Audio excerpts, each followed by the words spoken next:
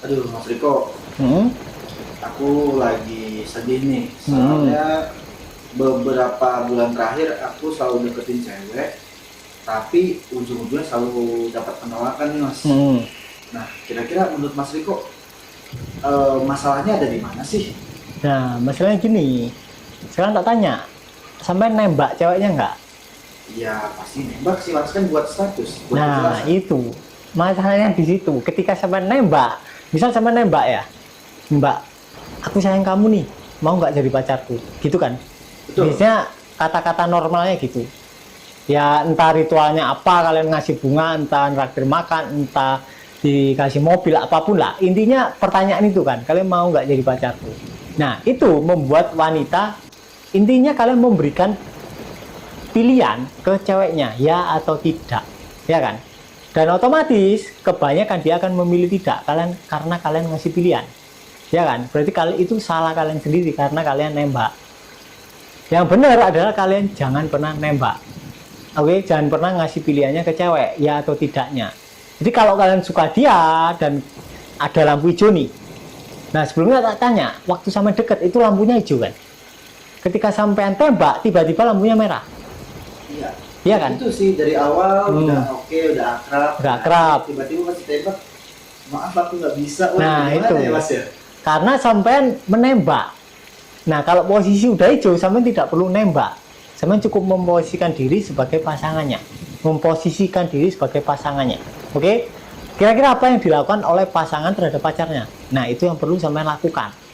Misal, oh pasangan berarti harus gandeng tangannya, ya udah digandeng. Oh pasangan harus ngerangkul pundaknya, ya udah dirangkul. Kalau mau ekstrim, oh pasangan harus ciuman, ya berarti kalian harus ciuman. Ketika kalian udah ciuman tanpa nembak, otomatis statusnya ganti ke pacaran, otomatis. Jadi kesalahannya ada pada pihak cowok yang nembak.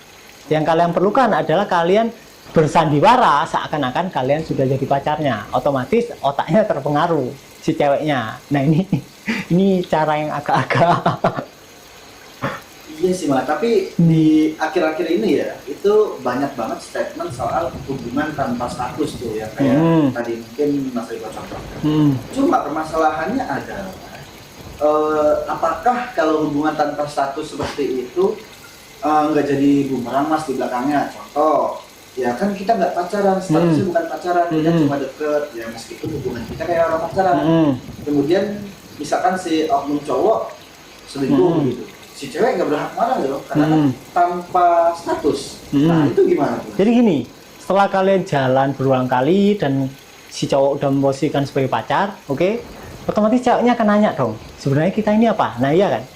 Nah Iya sih. ketika dia tanya itu, baru kalian jawab, lah kita kan pacaran, udah selesai.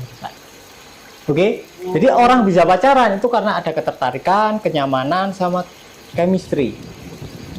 Kalau orang HTS berarti tidak ada chemistry dan kemungkinan juga tidak ada kenyamanan, adanya cuma ketertarikan, cuma soal biologis. Oh, Akhirnya ya penasaran gitu ya, Mas? penasaran doang, dan itu banyak terjadi ketika cowok ganteng ketemu cewek cantik, ya udah biasanya kan hanya ketertarikan, mereka langsung setuju one next time, ya udah HTS jadinya.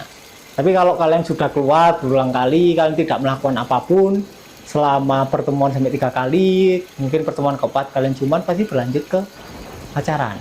Kalau caranya benar. Oke, oke, oke. Berarti secara nggak langsung bukan HTS juga, tapi Mm-mm. di endingnya kita juga pasti akan melakukan, ya dalam tanda kutip, Mm-mm.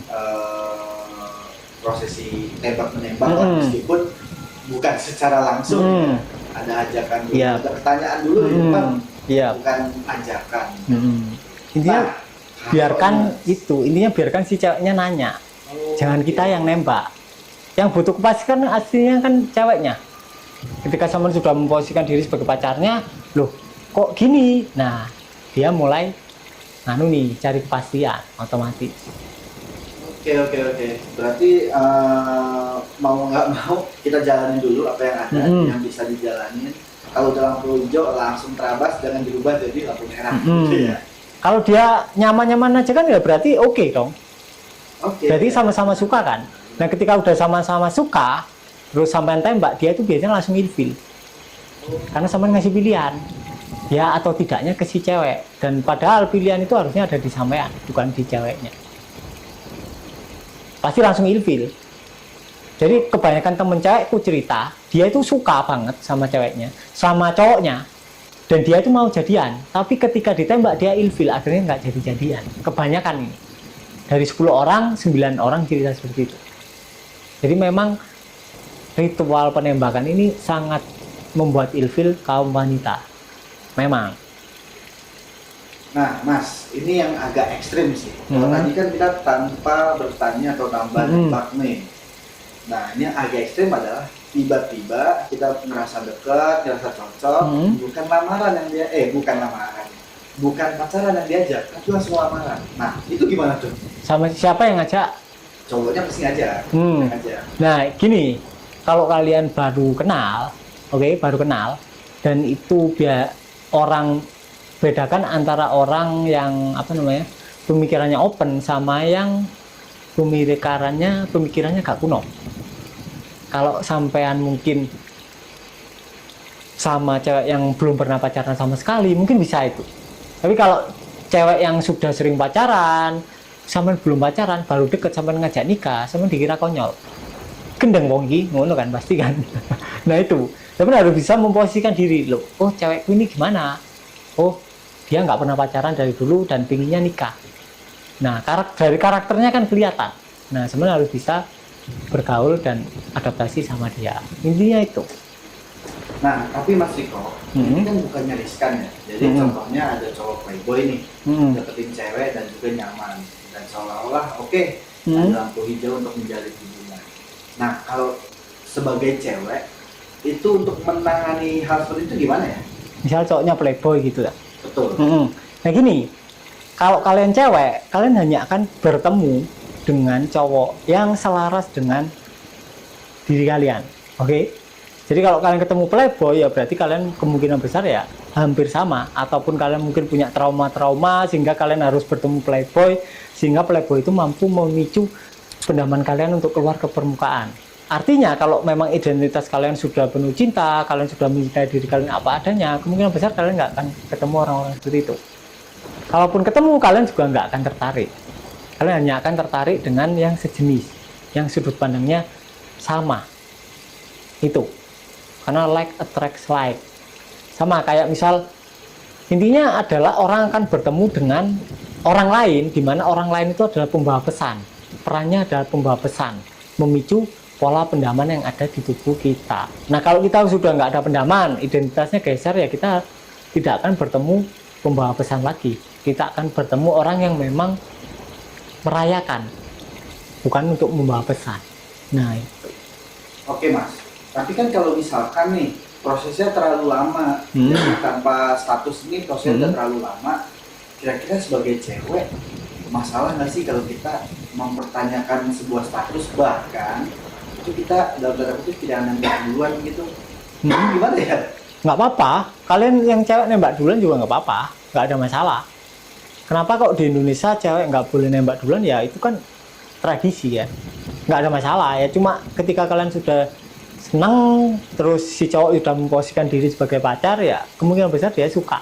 Ya tinggal kalian tanya aja, kita ini sebenarnya apa gitu doang aja, nggak usah kamu mau nggak jadi pacar, nggak usah. Cuma ditanya kita ini sebenarnya apa, asal identitas kalian sudah di posisi yang mencintai diri sendiri, itu dulu yang penting. Kalau kalian posisinya tidak mencintai diri sendiri dan kalian mencari cinta dari orang lain, ya pasti kalian bertemu orang yang tidak tepat. Intinya itu, kembali ke identitas pasti. Semua flow skenario yang terjadi frame per frame itu tergantung identitas kalian. Jadi frame per frame itu ditentukan oleh identitas, bukan oleh kalian sendiri, bukan oleh tindakan kalian. Ketika kalian milih A, oh nanti frameku berubah enggak?